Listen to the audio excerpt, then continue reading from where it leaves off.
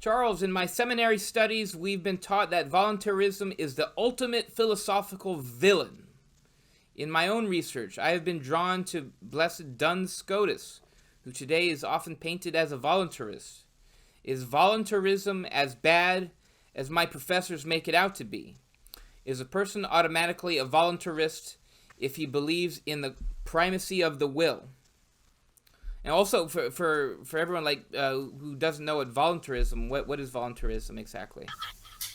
Well, basically, there are two in the Middle Ages, and we're talking, mind you, a lot of words like idealism and so forth um, have different meanings today than they did in the Middle Ages, or they've been used several times by different people to mean different things.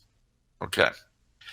The voluntarism of the Middle Ages was indeed the idea, as with Plato, that the will precedes the intellect. The champions of this idea were people like Duns Scotus and St. Bonaventure. Their opponent was the Aristotelians, who believed that the intellect precedes the will. This is called intellectualism. And St. Thomas Aquinas was its major Catholic champion. I thought it's a little bit more complicated than that, because I was asking my brother, because I'm not a philosophical person, and I was trying to ask him the difference, and there was something more specific. It wasn't the intellect precedes the will. I thought it was something like an unhindered intellect, or something like that, or I forgot. Then you get into, shall we say, subgroupings. I'm giving you the broadest possible basis. Okay. Because voluntarists, you're right in that it's more complex than simply voluntarist versus intellectualist. It's a lot more complex. That's why Duns Scotus was very Catholic, and why William of Ockham, who also believed that the will precedes the intellect, went off the rails. Part of the problem, I think, and you'll find the same too on the intellectualist side. I think part of the problem is when a philosopher pursues his philosophy to its own logical conclusion without any reference to the church, to the body of church dogma. In other words, when he puts philosophy ahead of theology. If you don't start out with certain things like the Catholic faith is literally true, and that anything that seems to collide with that is simply wrong, well, then you're going to get messed up. Certainly, without Duns Scotus, we wouldn't have had the definition of the Immaculate Conception. And it was the prestige of St. Thomas Aquinas that prevented the Immaculate Conception from being defined for so many centuries. Now, Thomism being the only major school of Catholic philosophy after the 1800s, 1600s, brought the church several problems. I'm sure that had Scotism or Augustinianism been the only school of philosophy, there would have been problems, different kind. The older I get, the more I study these things, the more I begin to think I see that the different medieval schools of philosophy, so long as they stayed in fidelity to the magisterium, acted as correctives on each other's excesses. Personally, I believe the will precedes the intellect. And certainly the older I get, and the more how I see people will do what they want to do, regardless of how they've been trained or raised, the more confirmed I am. Although any good philosopher would tell you that confirming your philosophical views based merely upon external reality is a terrible thing to do. But I'm afraid I'm too much an historian and too tied to objective empirical evidence that I really can't go that route. All I know is that, so far as I can tell, if the intellect preceded the will, then you would never have converts, and you would never have... Aquinas doesn't say that, actually, does he? No, he? He doesn't. He says, I'm reading here, it says the intellect and the will are engaged in a dynamic, complex interaction. Absolutely with true. multiple stages between an initial perception and cognition by the intellect of the final action of the will, with occasional interruptions or overrides by the passions. Absolutely true, but that is not what Thomas will tell you. A lot of Thomas, I should say. Well, I thought In they're fact, branches of Thomism, so exactly. yeah. And if I had sufficient money or were paid to do so, I would write a book called St. Thomas Against the Thomists, which would be fun. And it would annoy people, which I would also enjoy. I have to admit it. But similarly, you'll find Duns Scotus and his ilk to be much more complex than our questioners, professors give them credit for. But I know for a fact that the proponents of different schools of philosophy tend to be very, very passionate about their philosophy. Yeah, I think that's why most people don't like talking about philosophy, because it's so complex and intricate and up in the clouds, in addition to that, passionate. So Yeah, I mean, people get absolutely outraged. yeah. And the last thing you ever want to deal with is a philosopher who feels his favorite philosophical figure has been attacked. Yeah. They get all illogical. Okay, all right, so the next kind of related question from Jack on voluntarism. He says, I've started to notice that the whole philosophy... Oh, he says, Charles, I'm studying philosophy in a seminary. I've started to notice that the whole philosophy program here is built around a certain narrative or perspective, which is that the rise of voluntarism in the Middle Ages all the way to today has led to our modern moral situation. The opposite approach, which we need to get back to this, is the teleology of Aquinas. Do you think this narrative is correct and is the best way for us to understand the decline of ethics over the centuries? Well, it's certainly one way of doing so, and I won't say it's a way that's entirely wrong by any stretch. I think it's incomplete. How? Because the other thing you've got to bear in mind is that at the same time, how do I put this? One effect that the growth of Thomistic philosophy had over society was it contributed to the destruction of the medieval state. Now that sounds strange, but I have to go back to the argument over the reality of the Platonic forms. The medieval state, medieval society as a whole, was in a sense a mutually imagined concept by our standards. One of the most important concepts in law was the king's peace. But what was that? Well, if anybody was breaking the law, because the king had no central secret police or anything to deal with it, you and me and a bunch of the neighbors would get together, we'd smack around the desperados and restore the king's peace. That's a Platonic idea. And it came to mean less and less as our understandings of things became more and more Aristotelian. The social nature of sin, as opposed to merely its individual effect, came to be less and less understood. Our whole idea of victimless sins only makes sense if we are completely unrelated atoms, which is an exaggerated drawing out of the Aristotelian view of society. And I'm not saying, by the way, that it's not distorted. It is. But the point is, that is another way of looking at the same phenomena. And it's no less true, no more untrue, than the one that our friend is studying. By itself, it would probably be incomplete as well, but that doesn't make it untrue. I mean, this is what I mean. Historical phenomena, to try to get at the reality of them, you have to look at them from a whole lot of different points of view, specifically and especially philosophical points of view. Because no one of them by themselves will account for all the facts. And I think that the the damage that the decline of the Neoplatonic political imagination did on the West has been insufficiently researched. Okay.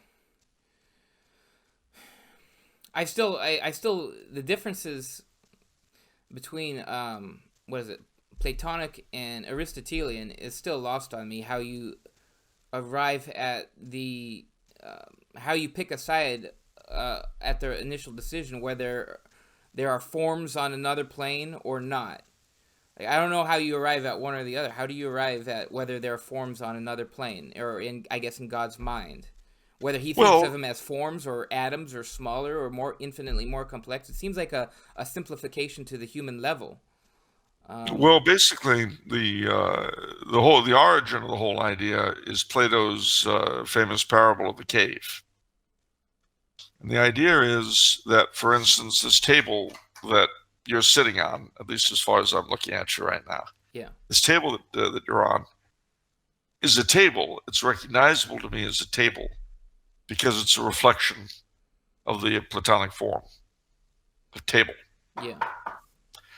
Similarly, honor, love, those sorts of qualities are also Platonic forms. And their concrete expressions are reflections of those forms, which the Christian Neoplatonists, like Augustine and the rest of them, put in the mind of God, as opposed to some realm. Now, Aristotle comes along, but he says, well, the forms are real, but they are made up of the sum total of their concrete expressions. Or to put this another way, the form table exists because of tables. Now, if you look at the effect that this would have politically, for instance, the state, the realm, the king's peace, was a self-existing form that we choose to participate in. It has an existence beyond us, and our obligation is to keep it up, keep it strong, keep it healthy.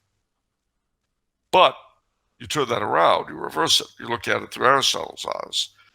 Then the state, the king's peace, becomes simply the sum total of the subjects.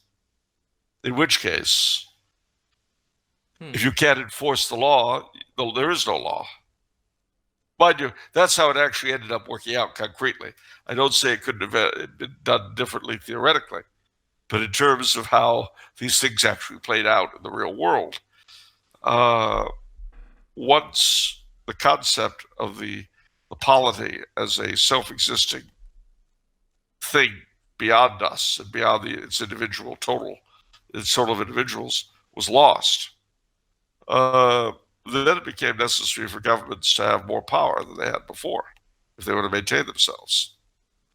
And as a result, the subject himself became freer. I'm sorry, became less free. It's because to simply ensure order, the reigning regime had to use more in the way of brute force. I see. And it's important to bear in mind, though, that these things changed gradually over a long time. It didn't happen all at once. Nobody turned a switch. And other things are going on at the same time.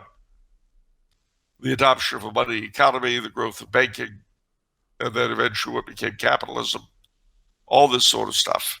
They were all slowly happening. They had effects on each other, but which was chicken and which was egg? You could also say that this way of looking at things made it much more convenient for nascent capitalism, for money economy, for the birth of the modern state. So there's a lot of chicken and eggery in here. Whew. It's hard to grasp for me. It's very difficult. But well, don't worry about it. You live in California. It makes I think I'm closer to grasping it. It seemed like the initial choice between the two schools seemed more arbitrary for physical objects, but then when you talked about the king's peace, it seems to make more sense. I guess the holistic version of there's this idea of the king's peace somewhere. Well, I'll tell you, I look at it this way. Imagine you've got Plato and Aristotle as map makers. Now, Plato is kind of slipshod. They're not very exact. Um, maybe doesn't always have the best of memories, but he believes the world is round. Okay. Aristotle has an incredible gift for detail and a wonderful memory, but he thinks the world is flat. Now, Okay. if you want a map of your immediate neighborhood, I'd go to Aristotle. If you want a world map or a globe or anything bigger than that, go to Plato. Okay, so you're talking about the. Okay, so in the micro, you're saying Aristotle. In the macro, you're saying Plato. Yeah, by and large. Okay, by and large. Okay. I mean, they're both with their utility. The other thing, too, you got to bear in mind, and the older I get, the more I think this, to some degree, whether one is an Aristotelian or a Platonist has to do with temperament. Interesting. How is that? Well, I find that some people just naturally glom onto Plato and some people naturally glom onto Aristotle. And it tends to be connected somewhat to their personalities. Aristotle attracts the fine details sort of people. Plato, like the big picture, visionary kinds of folk. Hmm. Yeah, that's that makes me think of like the Myers-Briggs test, where it's like that you try to figure out. It's like, okay, are you big picture, or are you detail oriented, or If I knew how, I'll bet I could come up with a test. Are you Aristotelian or Platonic? that would be brilliant. That would be brilliant, Charles. Well, it would, but they would both hate me. Why? Well, because both would say that they base their views entirely on objective truth, and it has nothing to do with their predispositions. That's true. They'd be very upset with me for implying that their pre-existing psychology had anything. Actually, the Platonists probably wouldn't be bothered by that because they think that anyway. But the Aristotelians would not be pleased. Okay.